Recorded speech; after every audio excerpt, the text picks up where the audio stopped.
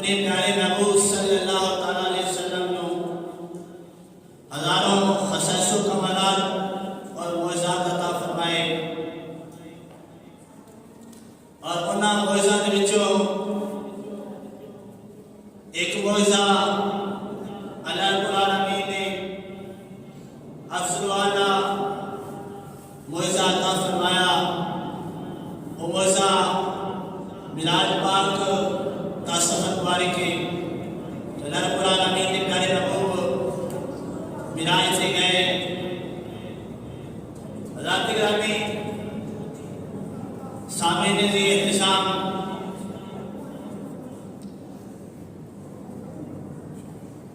اہل سنت والجماعت اہل سنت والوں کا سفر معراج متعلق عقیدہ ہے کہ مسجد حرام تو مسجد اقصی دا ثبوت اللہ رب العالمین نے قرآن کے اندر دیتا۔ اس لیے قرآن پاک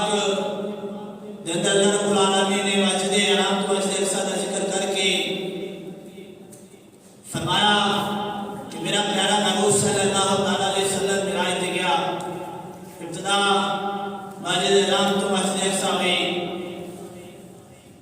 حضرات گرامی مسجد حرام تو مسجد اقصی کا سفر اللہ رب العالمین نے قرآن کے اندر ارشاد فرمایا۔ اس لیے جرا معراج کا انکار کرے، مسجد حرام تو مسجد اقصی کا انکار کرے، وہ قرآن کا انکار کرنے والا ہے اور قرآن کا انکار کرنے والا کافر ہے۔ حضرات گرامی مسجد اقصی تو پھر آسمانہ کی سیر کی تھی۔ یہ سفر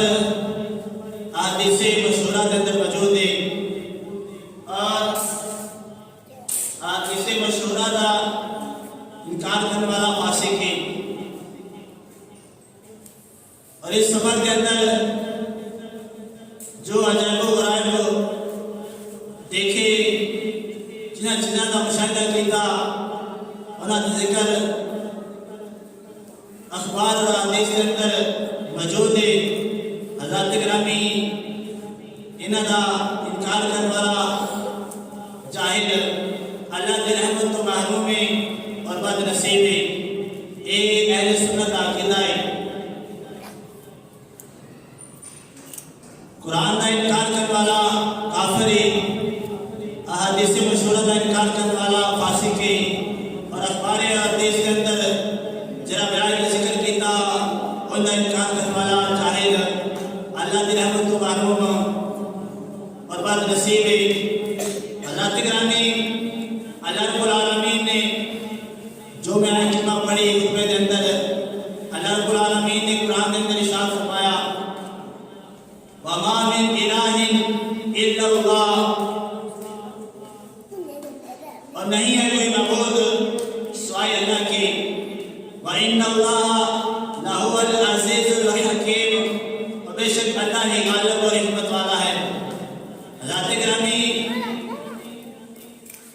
اس آیت کریمہ کے اندر اللہ رب العالمین نے ارشاد فرمایا کہ میں غالب اور حکمت والا ہوں۔ حضرات گرامی اللہ رب العالمین حکمت والا ہے کہ حکمت والے کا کوئی بھی کام حکمت تو خالی نہیں ہوتا، کوئی بھی کام حکمت تو خالی نہیں ہوتا۔ اور اس خالق کائنات نے اپنے پیارے محبوب صلی اللہ تعالیٰ علیہ وسلم کو معراج کروائی۔ معراج میں رہ کے کیا یہ کس طرح ہو سکتا ہے کہ سفر معراج حکمت تو خالی ہوئے؟ ضرور کوئی نہ کوئی حکمت ضرور ہوئے گی جس وجہ سے اللہ رب العالمین نے اپنے پیارے محبوب کو معراج کا سفر کروایا۔ حضور صلی اللہ تعالیٰ علیہ وسلم نے بہت زیادہ حکمتیں بیان فرمائے۔ حضرات گرامی ان حکمتوں پڑھ کے سن کے ایمان کے اندر بہار آتی، دل کے اندر سکون آتا ہے اور چہرے سے نور آتا ہے۔ معراج دیکھو نا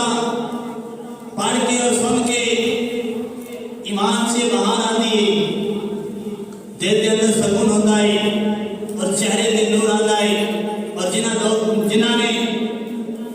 معراج کا انکار کیتا، جنہاں نے معراج نبی کا انکار کیتا، وہ ابو لہب بن گئے، کوئی ابو جہل بن گیا، کوئی عتبہ بن گیا، کوئی شیبہ بن گیا، کوئی ولید بن گیا، کوئی گستاخ بن گیا۔ البتہ جس نے بھی معراج کا انکار کیتا، معراج نبی صلی اللہ علیہ وسلم کا انکار کیتا، وہ دنیا میں بھی ذلیل و خوار ہے اور آخرت کے اندر بھی ذلیل و خوار ہوئے گا اور جہنم کا حقدار ٹھہرے گا۔ لیکن جن غلامان مصطفیٰ صلی اللہ علیہ وسلم کے کول کفار مشرکین نے بار بار اصرار کیتا کیا کہ دیکھو یہ کس طرح ہو سکتا ہے، کوئی تھوڑے دے ٹائم کے اندر، کچھ لمحہ کے اندر معراج کر کے آیا، معراج کی سیر کر کے آیا، مسجد حرام تو مسجد اقصی گیا، پھر مسجد اقصی تو پہلے آسمان گیا، پہلے آسمان تو دوسرے آسمان، دوسرے تو تیسرے آسمان، تیسرے آسمان تو چوتھے آسمان، چوتھے آسمان تو پانچویں آسمان، پھر چھٹے آسمان، پھر ساتویں آسمان، پھر سدرۃ المنتہا، پھر کعبہ کو حسین تنا مدد اللہ تک معراج کر کے آئے۔ وہ بھی رات کے تھوڑے دے ٹائم کے اندر، تھوڑے وقت کے اندر، یہ کس طرح ممکن ہے؟ حضور صلی اللہ علیہ وسلم کے غلاموں نے تو سنیا، فرمایا ممکن ہے نہیں۔ جب انہوں نے دیکھا کہ گھر بن جائے گی، ایوہی حضور کا کلمہ پڑھنے والے نبی پاک صلی اللہ علیہ وسلم کے امتی انکار کر دیں گے، تو پھر وہ نبی کی کرے گا، کی کرے گا؟ جب انہوں گستاخاں نے رسول نے آکھیا کہ نبی کے غلام ہوئے تھے، تاہے نبی نے اعلان کیتا ہے، تاہے نبی نے فرمایا ہے کہ میں معراج کی سیر کر کے آیا ہوں، اپنے رب کے نام ملاقات کر کے آیا ہوں۔ پھر جنہ غلاماں نے سنیا، حضور کے امتیاں نے سنیا، حضور کے عاشقاں نے سنیا، اور انہوں نے فرمایا کہ اے گستاخو، اے نبی دے منکرو،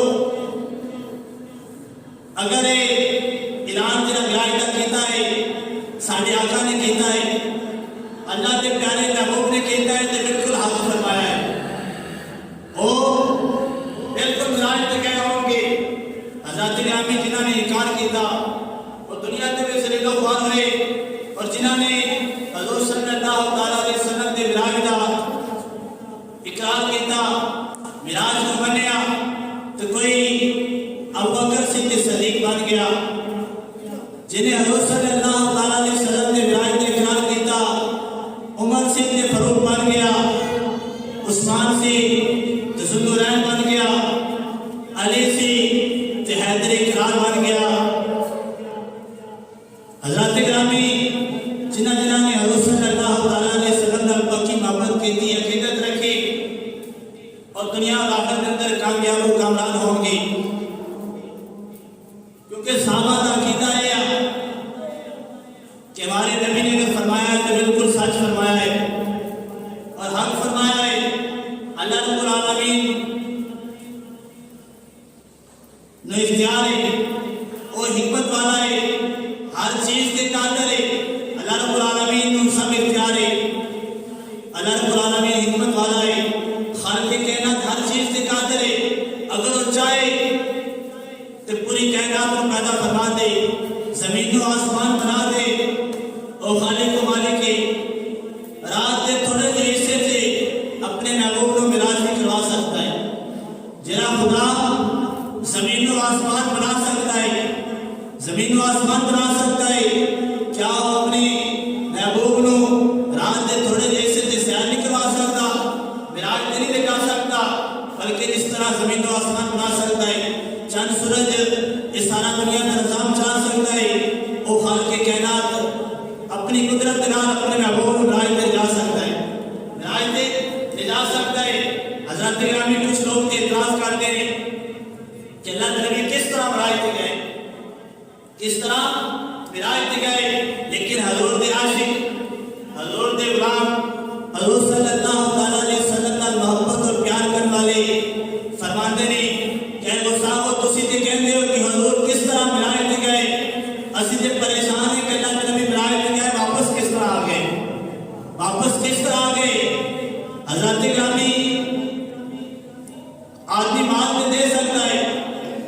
جائیداد دے سکتا ہے، سونا دے سکتا ہے، چاندی دے سکتا ہے، مکان دے سکتا ہے، دکان دے سکتا ہے،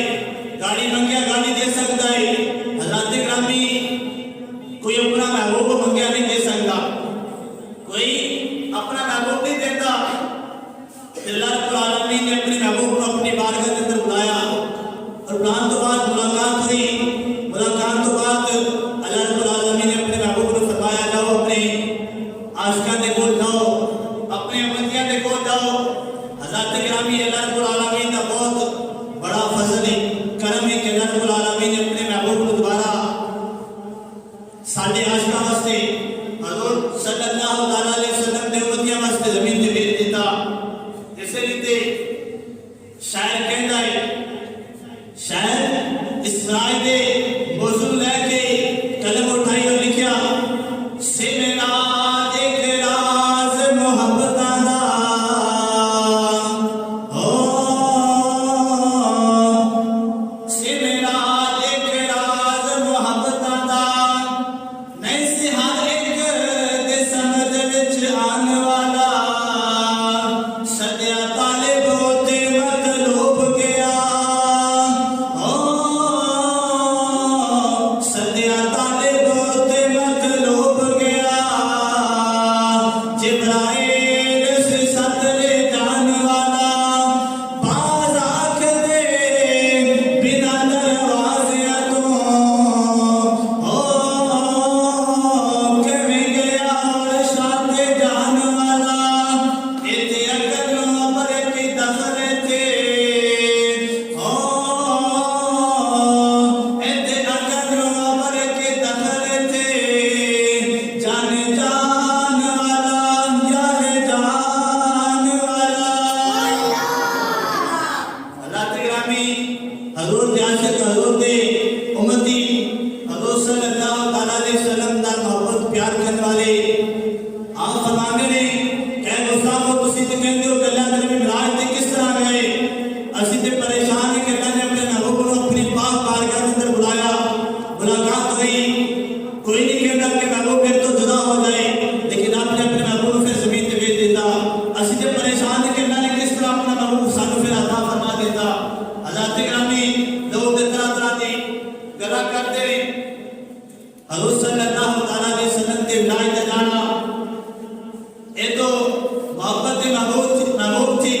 کہ جس وجہ سے اللہ رب العالمین نے اپنے محبوب کو آسمانہ کی سیاحت واسطے بلایا۔ حضرات گرامی عقل مند بیان کرتے ہیں، فعل حکیم لا یخلو عن الحکمت، کہ حکیم کا ہر کام ہر فعل حکمت تو خالی نہیں ہوتا، دنا کا ہر کام دلائل سے خالی نہیں ہوتا۔ اس لیے ہر فضل کی کوئی نہ کوئی حکمت ہوتی ہے، ہر فضل کی کوئی نہ کوئی حکمت ہوتی ہے، اور ہر کام کا کوئی نہ کوئی سبب ہوتا ہے۔ اللہ رب العالمین جرا حکمت والا ہے اور دنا ہے، وہ خالق کائنات سب حکیموں کا حکیم ہے، سب دناؤں کا دنا ہے، ساری کائنات کا مالک ہے، ہر شے پر قادر ہے۔ وہ خالق کائنات کس طرح اپنے محبوب کو سفر معراج پر لے کر جائے، اس کی کوئی حکمت نہ ہو، وہ تو سب حکیموں کا حکیم ہے۔ اللہ رب العالمین نے فرمایا وَإِنَّ اللَّهَ لَهُوَ الْعَزِيزُ الْحَكِيمُ، خدائی غالب و حکمت والا ہے۔ اللہ رب العالمین کے ہر کام حکمت تو خالی نہیں، سفر معراج کی کوئی حکمت تو خالی نہیں۔ حضرات گرامی، مفسرین نے روایات نقل کی کہ حضور صلی اللہ علیہ وسلم نے سفر معراج کا ذکر فرمایا۔ بعض مفسرین لکھ دیں گے کہ اللہ رب العالمین نے معراج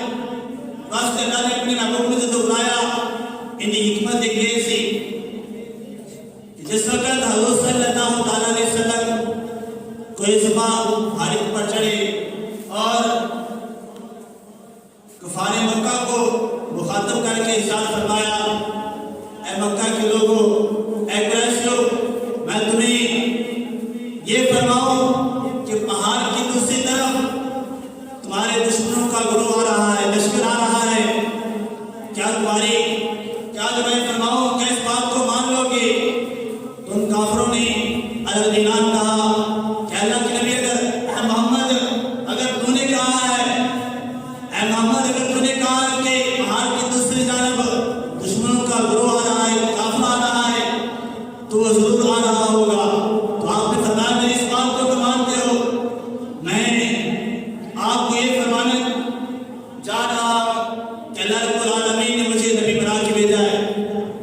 آخری نبی بن کے میں آیا ہوں، ان دنیا کے خداؤں کو چھوڑ کر اس وحدہ لا شریک کی عبادت کرو جو وحدہ لا شریک ہے، اس کے علاوہ کوئی عبادت کے لائق نہیں۔ حضرت گرامی جس وقت اللہ کے نبی نے توحید کا اعلان کیا، اللہ کی وحدانیت کا درس دیا، تو وہی کفار مشرکین جو پہلے کہہ رہے تھے کہ محمد اگر آپ نے کہا ہے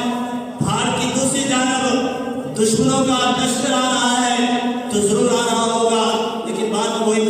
منکر ہو گئے، انہوں نے انکار کر دیا اور حضور صلی اللہ علیہ وسلم سے عداوت اور غبار کے شعلے بڑھنے لگے، ہر طرف صاحب و اعلان کے سراب امڑ آئے۔ حضرات گرامی رنج و غم کا اندھیرا دن ب دن پھیلتا چلا گیا،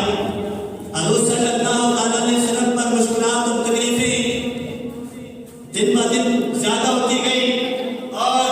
ان مشکلات میں ان مصیبتوں میں جو سارا بنے جنہوں نے آپ کو تسکین دی، روایت میں آتا ہے کہ آپ کے چچا ابو طالب اور آپ کی زوجہ حضرت خدیجہ الکبریٰ رضی اللہ تعالیٰ عنہا تھی، کہ یہ دونوں ہستیاں جنہوں نے حضور صلی اللہ علیہ وسلم کو ہر مصیبت میں سہارا کیا، آپ کے ہر دکھ میں آپ کے قلوب و اذہان کو تسکین دی، سرلی دی، وہ دو سارے حضرت ابو طالب آپ کے چچا اور آپ کی بیوی حضرت خدیجہ الکبریٰ رضی اللہ تعالیٰ عنہا، ان دونوں نے آپ کو بہت زیادہ سہارا دیا، لیکن کفار کی یہ مصیبتیں اور تکلیفیں دن ب دن روز بڑھ جا رہی تھی، بڑھتی جا رہی تھی۔ پھر ایک دن وہ آیا، نبوت کے 10ویں سال آپ کے مہربان شفیق آپ کے چچا ابو طالب دنیا سے چلے گئے، پردہ فرما گئے۔ روایت میں آتا ہے، حدیث مبارکہ میں آتا ہے کہ اللہ کے نبی جب چاچا دنیا سے گئے تو غم ابھی ختم نہیں ہوا تھا، کم نہیں ہوا تھا کہ آپ کی زوجہ حضرت خدیجہ الکبریٰ رضی اللہ تعالیٰ عنہا کا بھی وصال ہو گیا، اللہ کو پیاری ہو گئی۔ یہ دونوں غم آپ کو اس زیادہ سخت، وہ حالات بھی اتنے سخت تھے کہ کفار اور مشرکین ہر طرح سے آپ کے دشمن آپ پر تکلیفیں اور مصیبتیں برسانے کے لیے تیار، لیکن ان مصیبتوں اور تکلیفوں سے جو آپ کو بچاتے اور سہارا بنتے وہ آپ کے چچا ابو طالب تھے اور آپ کی زوجہ خدیجہ الکبریٰ تھی۔ وہ دونوں جب چلے گئے تو ہر طرف سے آپ پر تکلیفیں اور مصیبتیں سراب کی طرح اڑانے لگی۔ حضرات گرامی آپ ان کفار مشرکین مکہ سے تانگ آ کر تکلیفیں برداشت کرتے کرتے اس طرح آپ حضور صلی اللہ علیہ وسلم مکہ کو چھوڑ کر وادی طائف میں چلے گئے۔ طائف کی وادی میں جب گئے تو دیکھا کہ وہاں کے لوگ شاید میری بات سنیں، حضور صلی اللہ علیہ وسلم نے سمجھا کہ شاید وہ نرم دل ہو، میری بات کو مانے اور ان دنیا کے خداؤں کو چھوڑ کر اس وحدہ لا شریک کی عبادت کرنا شروع کر دے۔ لیکن جب طائف وادی پر گئے ان کی سختیاں مکہ سے بھی زیادہ تھی، مکہ والوں سے بھی زیادہ تھی۔ بیان کرتے ہیں کہ اتنا حضور صلی اللہ علیہ وسلم پر ظلم طائف میں بھی ہوا، آپ کے پاؤں خون سے تر ہو جاتے، جوتے تر ہو جاتے، اس طرح طائف کی وادی والوں نے آپ پر ظلم کیا۔ حضور صلی اللہ علیہ وسلم ان تکلیفوں میں بے بس ہو گئے، بے سہارا ہو گئے۔ جب آپ کی حالت ہوئی تو اللہ رب العالمین نے، مفسرین بیان کرتے ہیں کہ اللہ رب العالمین نے اپنے محبوب کی حالت دیکھی تو اللہ نے فرمایا محبوب ان دنیا کے غموں کو چھوڑ کر، ان تکلیفوں کو چھوڑ کر میرے پاس آ جا، میرے پاس آ جا تاکہ تو میرا دیدار کرے، میں تیرا دیدار کروں، تو مجھے دیکھے میں تجھے دیکھوں، ہمارے دونوں کی آپس میں راز کی باتیں ہوں، اور جب یہ ملاقات ہوگی تو دنیا کے غم اور تکلیفیں سب ختم ہو جائیں گی۔ بیان کرتے ہیں کہ اس وقت اللہ رب العالمین نے اپنے محبوب کو معراج کی سیر کے لیے آسمانوں کی سیر کروائی، سدرۃ المنتہا پر بلایا، کعبہ کو سیر پر گئے اور عرش بالا پر جا کر اپنے رب سے ہمکلام ہوئے۔ حضرات گرامی ایک بات یہ بیان کرتے ہیں اور دوسری ایک بات یہ بیان کرتے ہیں کہ حضور صلی اللہ علیہ وسلم جب عالم روا تھا،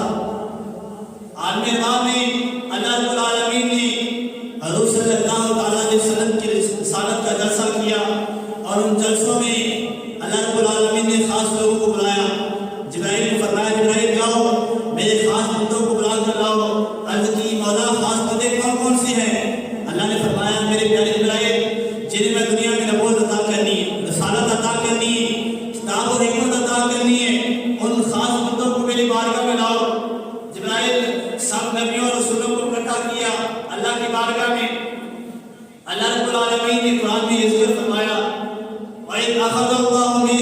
النبيين لما آتيتكم من الكتاب وحكمة. اللہ رب العالمین نے سارا منظر قرآن میں ارشاد فرمایا کہ اس وقت میں یاد کرو جب اللہ رب العالمین نبیوں سے پکا وعدہ دے رہا تھا کہ جب میں تمہیں کتاب اور حکمت عطا کروں تو میرا محبوب تم میں تشریف فرما ہو. اللہ رب العالمین نے اس آیا کریمہ میں نبیوں کے ساتھ جو وعدہ کیا حضور صلی اللہ علیہ وسلم کی رسالت کا وہ ذکر فرمایا کہ اے نبی و رسولو ضرور بضرور میرا محبوب تم میں تشریف فرما ہوگا. جب نبیوں نے سنا اور سننے کی بات عرض کی اے مولا اگر تیرا محبوب ہم میں تشریف فرما ہو تو ہم ضرور بضرور ایمان لے کے آئیں گے. حضرت گرامی مختصر بیان کرنا جب یہ وعدہ مکمل ہوا اللہ نے فرمایا اے میرے نبی اور رسولو میں بھی گواہ ہوں تو بھی گواہ شامل ہو. تسی سارے گواہ بن جاؤ اور سارے نبی اور رسول گواہ بن گئے. اس معاملے کا گواہ ہو گئے. بیان کرنے کے وقت آیا اللہ کے نبی تشریف فرما ہوئے ہر طرف رونقیں ہی رونقاں بہاریں بہاراں بیان کرتے ہیں انبیاء کو بھی جس نے ہے خطبے دیے انبیاء کو بھی جس نے ہے خطبے دیے وہ امام آ گیا وہ خطیب آ گیا انبیاء کو بھی جس نے ہے خطبے دیے وہ امام آ گیا وہ خطیب آ گیا. حضرت گرامی جب حضور کی آمد ہوئی ہر طرف رونقیں ہی ہیں بہاریں ہیں. نبی بھی منتظر تھے کہ کب وہ وقت آئے کہ جو اللہ نے ہم سے وعدہ کیا وعدہ پورا ہو جائے. حضور صلی اللہ علیہ وسلم پر ایمان لانے کا جب وقت آیا معراج کا وقت آیا اللہ رب العالمین نے فرمایا جبرائیل جاؤ سب نبیوں کو اور رسولوں کو حکم دو کہ مسجد اقصی میں اکٹھے ہو گئے. سارے نبی اور رسول مسجد اقصی میں اکٹھے ہو گئے. اللہ کے نبی کی سواری جب مسجد اقصی پر پہنچے بیان کرتے ہیں مفسرین بیان دیتے ہیں کہ اس وقت اللہ رب العالمین نے مسجد اقصی میں جلسہ معراج منعقد کیا اور اس جلسے کی صدارت کرنے والا آقا کلال تھا. وہ دعا کے چہرے والے تھے حضور صلی اللہ علیہ وسلم تھے اور مختصر اظہار خیال کرنے والے مختصر بیان کرنے والے باقی نبی اور رسول بھی آئے تھے. اس جلسے میں معراج نبی کے جلسے میں سب نبی جب پہنچے تو جلسہ اس شان سے ہوا کہ ہر نبی اپنا اپنا اظہار خیال کر رہا ہے. ہر نبی اپنا اپنا خطبہ دے رہا ہے. اور جب سب نبی خطبے دے کر فارغ ہوئے تو آخر میں صدارتی جو کام ہوتا ہے وہ خصوصی خطاب آخر میں ہوتا ہے. تو اللہ کے نبی سب سے آخر میں خطاب کیا اور خطاب کرنے کے بعد جب نماز کا وقت ہوا تو اللہ رب العالمین نے اپنے پیارے محبوب کو مصلی پہ کھڑا کر دیا. باقی سب نبی پیچھے مقتدی مان کے کھڑے ہوئے. حضرت گرامی نبی بھی منتظر تھے کہ کب وہ وقت آئے ہم اللہ کے محبوب پر ایمان لے کے آئے اور اللہ کے ساتھ جو کیا وعدہ پورا ہو جائے. مفسرین بیان کرتے ہیں وہ وقت آیا جب معراج پر اللہ کے نبی گئے.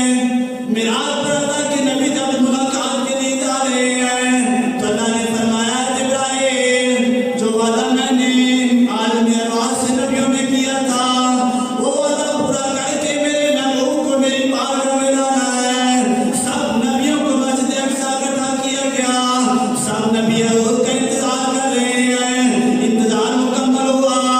سب نبیوں نے خطبے دیے. آخر میں صدارتی کرام اللہ کے محبوب آمنہ کے دار نے دیا. جب وقت ہوا نماز کا اللہ کے حکم سے اللہ نے اپنے محبوب کو مصلی پہ کھڑا کیا. اللہ کے نبی امام بنے باقی سب نبی مقتدی بنے. جب مقتدی بنے تو نماز شروع ہوئی. نماز آخر میں پہنچی تشہد کی حالت میں پہنچی تو سب نبی حضور صلی اللہ علیہ وسلم پر ایمان لے کے آئے. کس طرح ایمان لے کے آئے مفسرین بیان کرتے ہیں سب نبیوں نے تشہد میں پڑھا اشہد ان لا